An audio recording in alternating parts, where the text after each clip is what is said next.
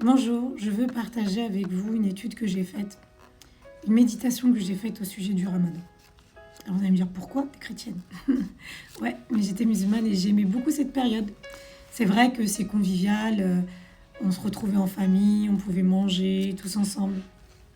Quand on se retrouve en famille, parce qu'on a eu beaucoup de périodes aussi, on est chacun chez soi.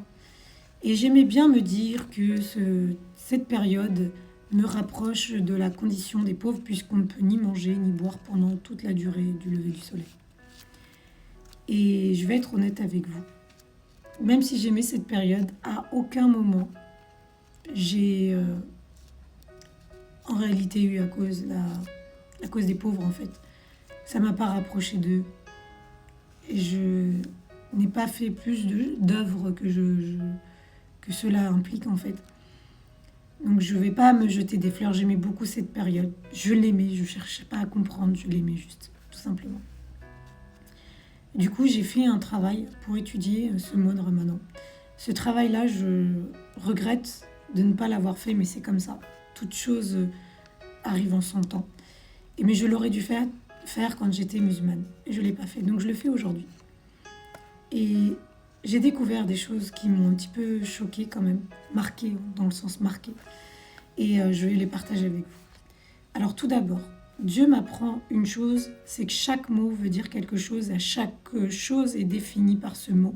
Et ce n'est pas un hasard que ces choses en question soient définies par des mots qui lui sont donnés.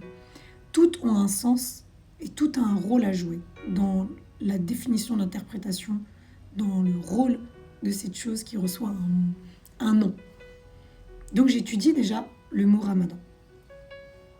Le mot Ramadan est tiré de la racine trillière, donc 3 lettres, qui sont Ra, Mim et Dad. Et cela signifie être chaud, ardent, brûlant. Donc je vais vous passer une vidéo et vous allez voir comment le savant explique cette définition-là. Et c'est très intéressant. Je vous laisse écouter la vidéo. رمضان الشهر المعروف، لكنهم تكلموا في اشتقاق رمضان. رمضان هذه الكلمة مشتقة من الرمض. الرمض هو شدة الحر، عندما يشتد الحر على الرمل حتى لا يكاد الإنسان يقدر على وضع رجله عليها، فحينئذ ذاك هو الرمض. وتسمى تلك الأرض المحرقة الرمضاء الشديدة الحرارة.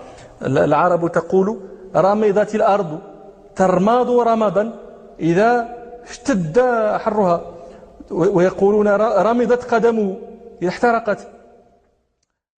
Donc vous avez entendu, il s'agit d'une terre brûlante, ardente. Qui n'a pas mis les pieds par exemple sur du sable et s'est brûlé en été quand il fait très chaud? C'est insupportable. Et là, je me suis posé la question de pourquoi Dieu appellerait ce mois-ci comme ça.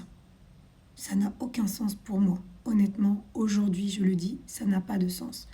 Je m'explique. Dans le livre de la Genèse, il est dit au chapitre 2, verset 7, « L'Éternel Dieu façonna l'homme avec la poussière de la terre. Il souffla un souffle de vie dans ses narines et l'homme devint un être vivant. » Donc l'homme est fait de poussière. C'est dur pour moi de dire ça, mais je vais le dire. La terre brûlante, pour moi, c'est l'image de l'homme qui brûle en enfer. Je vais le dire aussi simplement que je le pense, puisque l'homme a été créé de poussière. Et ça n'a aucun sens pour moi que Dieu nomme ce mois-ci saint comme cela. Dieu ne mettrait pas l'homme, sa poussière, la poussière donc de l'homme. La terre, puisqu'on est fait de terre.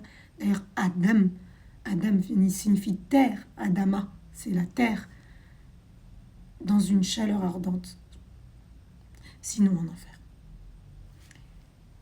Et j'ai un verset du Coran qui m'a interpellée et qui me confirme que c'est bien cette interprétation-là qu'il faudrait avoir. On retrouve ce verset-là dans la sourate Mariam, Ces deux versets d'ailleurs, 71 et 72, qui dit « Il n'y a personne parmi vous qui ne passera pas par l'enfer. Il n'y a personne parmi vous qui ne passera pas par l'enfer, car il s'agit là, pour ton Seigneur, d'une sentence irrévocable. » Irrévocable veut dire qu'on ne peut pas revenir en arrière. Ça, c'est le verset 71. D'ailleurs, le verset 72 contredit le verset 71, puisqu'il est dit « Ensuite, nous délivrerons ceux qui étaient pieux, et nous y laisserons les injustes agenouillés. » C'est un peu particulier, parce que d'un côté, il dit que c'est irrévocable, et de l'autre, on dit qu'il va y avoir une délivrance. Bon, peu importe, pour cette contradiction qui, à mon sens, ne veut pas dire, n'est pas claire, ce qui m'interpelle, c'est que Dieu dit ici que tout le monde passe par l'enfer. Ça conforte un peu l'image du sens du mois de Ramadan, du mot Ramadan, qui dit terre brûlante. C'est très inquiétant.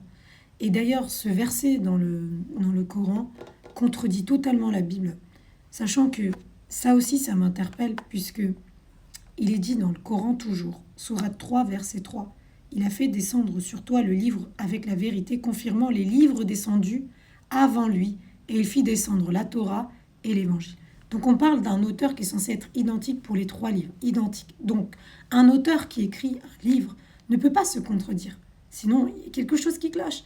Or, Jésus lui-même a dit, toujours dans la Bible, donc on va aller dans le livre de Luc au chapitre 16, on parle d'Abraham qui s'adresse aux riches qui s'est retrouvé en enfer. Donc il se retrouve en enfer et le riche appelle Abraham en disant au verset 24, « Père Abraham, aie pitié de moi et envoie Lazare pour qu'il trempe le bout de son doigt dans l'eau afin de me rafraîchir la langue car je souffre cruellement dans cette flamme. » Ça, c'est ce que dit donc le riche qui était en enfer.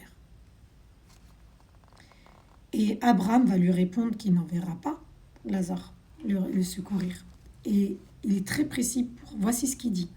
Il dit, « De plus, il y a un grand abîme entre nous et vous, afin que ceux qui voudraient passer d'ici vers vous ou de chez vous vers nous ne puissent pas le faire. » Donc c'est clair, net, précis.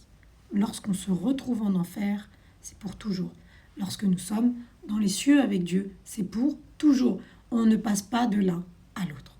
Donc c'est contradictoire avec donc, la sourate Mariam qui dit que tous passeront par l'enfer, mais certains en sortiront.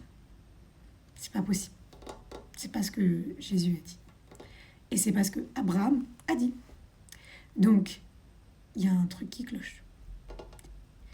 Je lance ce sujet-là à qui voudra le méditer et questionner, argumenter, échanger. Moi, je suis toujours ouverte à ça. Et je prie vraiment, je vais prier d'ailleurs, Seigneur, je prie vraiment que tu ouvres les yeux du cœur de chacun d'entre nous, que tu ouvres notre compréhension, notre interprétation, notre connaissance, notre sagesse. Tu nous accordes la tienne, Seigneur. Débarrasse-nous de ce qui n'est pas vrai et remplis-nous par ta vérité. Car toi seul tiens la vérité entre tes mains. Et je prie que tu la dévoiles à tous. Amen. Merci Seigneur Jésus pour ça. Et je prie vraiment que s'il y a des échanges, toujours dans la paix. Soyez bénis.